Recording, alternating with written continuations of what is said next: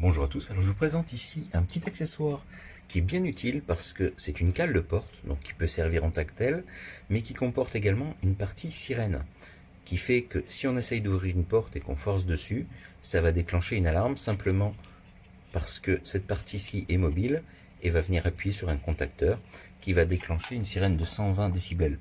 Alors ça sature complètement, puis pour les voisins je ne vais pas la déclencher maintenant, mais c'est très simple, vous voyez, vous avez une partie caoutchoutée en dessous qui limite les glissements, alors surtout quand c'est coincé sous une porte, sinon effectivement ça pourrait partir vers l'arrière. Ici vous avez le bouton de mise en marche, sur le côté gauche vous avez un bouton à 3 positions qui permet de régler la sensibilité du contacteur, hein. Low, L c'est faible, moyen et high c'est sensibilité élevée, le H.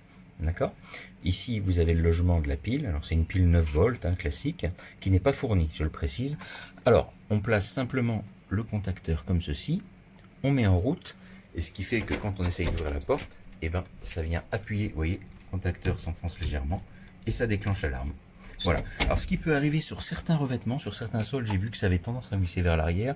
Donc là, il conviendra pour peut-être de caler ceci. Alors, soit vous pouvez le mettre au niveau de la charnière, soit mettre une chaise devant si vous le désirez, si vous voulez vraiment être averti lorsqu'on ouvre la porte.